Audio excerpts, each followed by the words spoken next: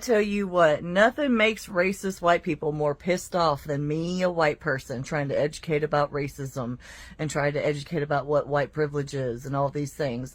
And it's so funny because these same people will argue with me till they are blue in the face about how they're not racist and we don't live in a racist institution and black and brown people have it so easy and racism doesn't exist anymore. But then they will turn around and say the most racist, ignorant, vile shit you've ever heard in your life. The disconnect is amazing. And this is why I make content like this, because it's so important. Because we do live in a racist institution. And we are all raised in racism as white people. This is simply a fact. And the crazy part about it is every one of us knows this. Even the ones who will sit there and fight with me to the death about it and act like it doesn't exist. Y'all know white people are racist. Y'all know about the casual racism, the casual microaggressions that we are raised in, no matter where we live in this United States of America. And this is why I will never stop. I will never stop trying to educate as a white person about racism and how we need to learn. We need to evolve. We need to do better, because everything in your life will get better when you stop being so ignorant. What did black people do to be hated so bad and so much? Like, I'm talking beyond slavery. Like, today, still. We was just watching the Hurricane Katrina documentary on Hulu, and I'm like, bruh, like, the folks literally lost everything, and then they came in treating them like they was criminals, and like, and then I was like, and then there was the one scene where they was saying how if they seen them, they was just shooting them, and the old white guy with the beard was like, yeah, man, it was like open season and some, and then the dude was like, well, how many do y'all think? It doesn't matter, who really cares? I'm like, bro, like, we really done been through some stuff. And then I was telling my wife, I'm like, them same people in them documentaries, like, they still alive. It was only 20 years ago. Like, some of these people are still alive. We got no clue who they are, but that same energy, that same mindset, it still lives amongst us. And what bothers me the most is, like, everybody done always hated us, and then we help them out by hating ourselves. Like, we can't come together and work together. So we kind of, you know what I'm saying? It's just, I don't know, bro. It bothers me. My point today is, well, not today, but at this moment, like, why does Black joy bother some white people? And some other groups, but majority is white people. And not all of you. You know what I'm talking about. You ever notice how the group of black folks, like, they come together laughing, dancing, and just vibing, and suddenly it's labeled as too loud, too ghetto, or too much? Jealousy. Jealousy. You know why? Because they couldn't strip that away. And it's surviving. But let's be real. It's not about the volume that's the problem. It's the vibrations. It's the freedom. It's the fact that we can still find joy after centuries of trying to be stripped of who we are. Every time Black progress happens, America always pulls the rug. And this ain't new. We had Reconstruction. Then came Jim Crow. We had the Civil Rights Movement. Then came Nixon's war on Black communities. And we got Obama. And then came Trump. Do you see the pattern? This country never gave up on racism. Every time we rise, they always retaliate. Keep in mind, history keeps receipts. You see the pattern? Because I know I do. They're so insecure that anybody having any sort of education, strengths that they don't have, they feel like it's an attack against them. Conservatives are so insecure that anyone having anything that they don't have, they're going to feel victimized by it. It's Saturday, so I gotta put y'all up on some more game before I head to Barnes & Noble. I'm getting a new book. Okay, listen. Another thing I've realized, y'all, is that a lot of people have not adjusted to the fact that Black people aren't poor anymore. Yep, you heard me. A lot of people have not adjusted to the fact that Black people have their education now. And I truly believe that's why we're having some of the problems that we're having. We can read now. Like, and I do the quotation marks because it's like, it's an expression. That's why we're having so many issues, y'all. They haven't caught up to this. This is why when you're riding that certain car, right, or when you move in that neighborhood, people stopping you, asking you where you live. It's a new dawn. It's a new life. It's a new life for me.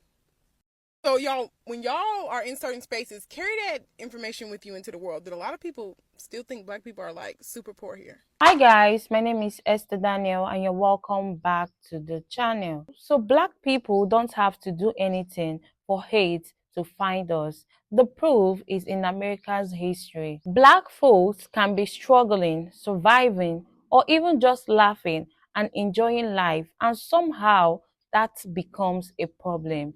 That's because the hate was never about what we did, it's about what we represent. Strength, survival, joy they couldn't take away. And that's why black progress always gets met with pushback. Before we get into today's video, please subscribe to the channel, like and share the video to help the channel out. And don't forget to drop your opinion in the comments. It's not about visible violence, but white rage is subtle. It is corrosive. It operates through the state legislatures, through Congress, through the judiciary, through school boards. It cloaks itself in legalities. Because it's so quiet, it's so subtle, you don't see. And so I set out to blow graphite onto that fingerprint, to be able to trace white rage throughout time to 2016. And one of the things that became clear to me as I started thinking through how white rage works, it became clear to me that the presence of black people was not the trigger for white rage. It is the presence of black people with ambition. The presence of black people with drive. The presence of black people with aspirations. The presence of black people who achieve. It's the presence of black people who refuse to accept their subjugation. The presence of black people who demand their rights. That's the trigger for white rage. And this society has therefore punished black resilience and black resolve. One thing I really hate about being a black creator on this app is that anytime I talk about my accomplishments, people, and I'm talking about white people here, they always want to undermine what I have to say, challenge my expertise as if I don't know what I'm talking about and I didn't get into Princeton and earn over $2 million in scholarships for a reason. Stop projecting your insecurities and your sense of inferiority onto me. I'm successful and I deserve everything that I have. I don't have what I have because I'm a black woman or because I'm a minority. If anything, it's been a lot harder to get to where I've gotten because of these parts of my identity. And it's super frustrating because regardless of all of the animosity that I get and the people undermining me, I'm still here to help and offer scholarships and offer resources, and people just want to sit here and try to tear me down regardless. Like, stop. I'm going to be successful and nothing that you say is going to take away from that. So just stop wasting your time. The goalpost is constantly moved once a black person is overachieving. One thing they're going to do is move the goalpost if a black person is exceeding expectations. Like, it literally happens all the time. It happens in the workplace. It happens in media and really music, from what I'm really thinking about, and awards, literally elections, the presidency, like achievements, period. It seems like the goalpost is always moved when black people are achieving or really succeeding. Like when they burned down Tulsa, quite literally. Black Wall Street, burnt that down, got rid of it because what? Black people were achieving, overachieving, and then goalposts were moved. Just like with taxes and, oh my God, literally basically the whole system in general. Every goalpost seems to be moved when a black person is exceeding expectations, when they are succeeding in a big way. And I've always noticed that, and it's crazy. Being black and upper class has in no way been a persecution for me. It has, however, been a front row seat to a kind of white rage that affects everyone, no matter what social, racial category you slot into in society. This rage flies under the radar, it's made invisible, It's been around for a long time. It runs on the same economic, political playbook that it has since the end of the Civil War, and it's hurting all of you. All of you. Unless you're Jeff Bezos, but that's not you. A very small example of this is a couple of years back, I was all dressed up with black and white cousins. We're all dressed up. There's a good group of us, maybe 12, and we're going to the symphony. This symphony is it's manned by tons of volunteers, right? People who want to help you, people who are excited to see young people come to the symphony. And we get there and I've got my 8 or 9 tickets all connected. And this older white woman, member of my community, is doing the scanning. I can tell from the get-go, she doesn't really want to help me. She's peeved. And I'm thinking, why? I've got this huge group of people coming in. Like, this is a win for the local community symphony. So she scans all my tickets, right? 1, 2, 3, 4, 5, 6, 7, 8. She gets to the 8th or 9th one. I don't remember how many exactly we had. It doesn't beep. Now, mind you, I had to pick up these tickets at will call with an ID, with my name. And she knows this because she's a volunteer before I come to her. She scans the last ticket that has the symphony's name on it. I mean, it's got all the official stuff. And she explodes with this quiet anger and this total frustration. Like, she's just like, she knew it. She knew I was a thief. And she loudly, in front of everybody, accuses me basically of stealing a ticket and attaching it to the legitimate tickets, which is how you should do crime. Now, that's a ridiculous thing. We sorted it out. We found out that yes, while she was following the rules as to what to do if, I guess, a thief comes and attaches a fake ticket to a bunch of real tickets, she did not know how to use her scanner properly. But instead of having customer service, instead of thinking about how one should approach this, she responded with the anger that was already inside of her. She'd already assumed and knew that this kind of place was not for people like us. And she didn't want to have to let us in. And if she could get us out on a technicality, on a quiet rule, and she threw up her hands, I can't help you, I can't do anything, she would. That is a very tiny, low stakes example of the work Carol Anderson, as a historian, has done in looking at the documented and demonstrated examples of rulemaking and code making that certain people in higher classes have used to quietly make sure that lower class whites and Black people with wealth cannot get ahead. When Carol Anderson decided to write White Rage, it had come after she had been asked for the Washington Post to write an op-ed in the wake of August 2014 when the Black Lives Matter riots were exploding. Her critique was that we were looking at Black rage. We were looking at physical anger, destruction of property, all those different things. And she was making it very clear in that first essay and then in her book that you can't understand this rage unless you understand the other kind of rage. That's the rage that uses your political power, your legal power, to write laws and little caveats into things to make sure that you undermine the wealth of people believed to be Black, and you make sure that people who are believed to be white, who are in lower classes, never politically come together with those people. Oh, and not all of you, you know what I'm talking about. You ever notice how the group of Black folks, like they come together laughing, dancing, and just vibing, and suddenly it's labeled as too loud, too ghetto, or too much? Jealousy. Jealousy. You know why? Because they couldn't strip that away. And it's surviving. But let's be real. It's not about the volume that's the problem. It's the vibrations. It's the freedom. It's the fact that we can still find joy after centuries of trying to be stripped of who we are. We still make something out of nothing. You understand? See, Black joy is like disruptive in certain people. It challenges. And where we're supposed to be broken, angry, and silent, it's like loving, living, and celebrating. So it's not just confusion. It's threatening to a certain group of people. Because Black joy, for us, is power, is resistance, it's healing, it's ancestral. Of all the things they said we could not do, it's lies. Remember, we were here way before other groups were here.